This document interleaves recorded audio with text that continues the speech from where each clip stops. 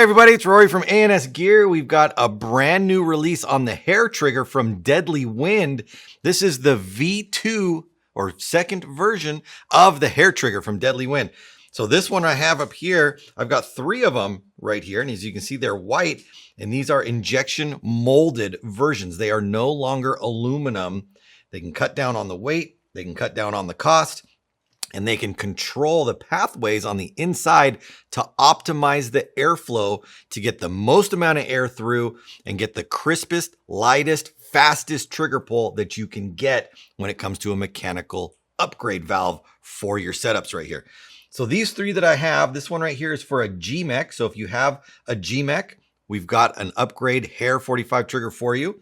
This is for the E-Mech right here. I'm going to throw this one into this in just a second. And there's also one for the mechanical 170R.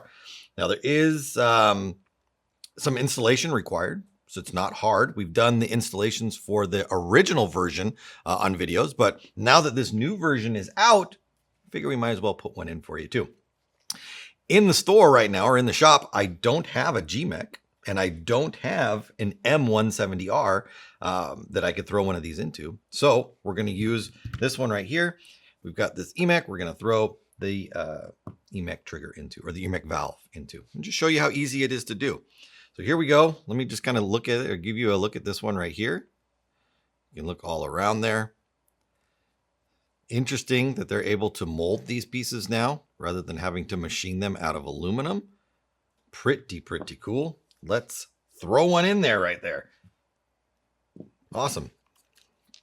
All right, let's get the barrel off real quick. Let's get some tools. Let's get our frame off.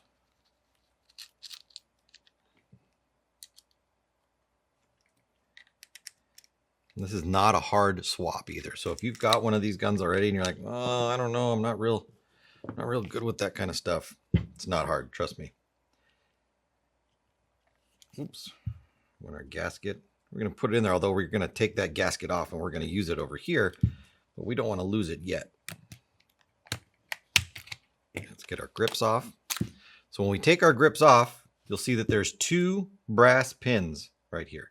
The top brass pin is going to hold the original valve assembly in. This brass pin that's closer to the front is going to keep the pin from coming out. You don't need to remove this front brass pin. If you do, the pin that goes from the back of the trigger right there and then is going to push up against the valve stem inside of this setup, it'll fall out.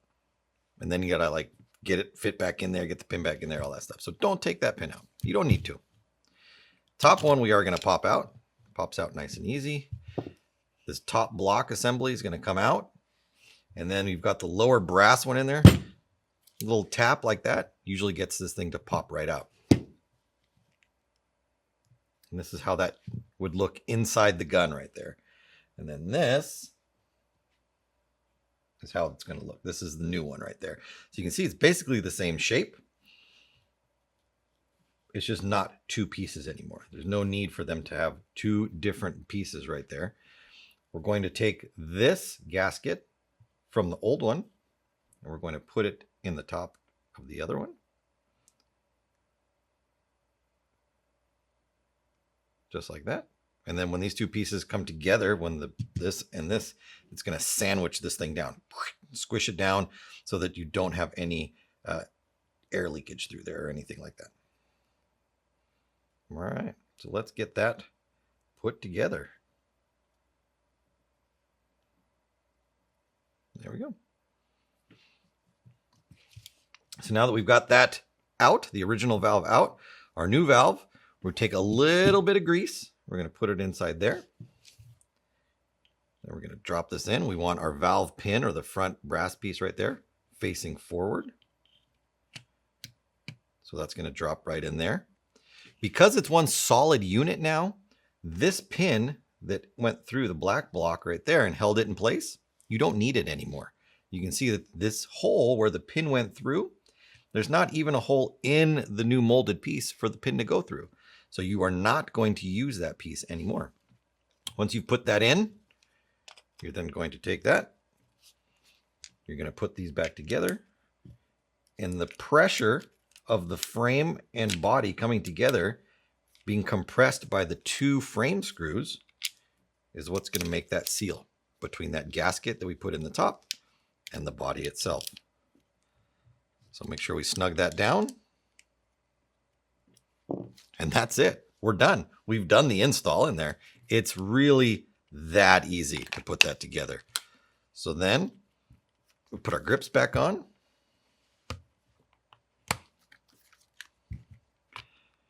Put our rear grip back on there. And there you have it, all set up. We've got our safety over here to hit that. Now, when the gun is not gassed up, the pin isn't going to be pushed forward because there's no pressure in the valve to push the valve pin forward. So you might not see your little silver pin right there sticking out. You can actually see that it's kind of just wobbling around in there. As soon as we gas this thing up, that's going to pop forward, and then we'll be ready to shoot. So you see the install is super simple, and it's super simple for all the versions right there. Easy to put in.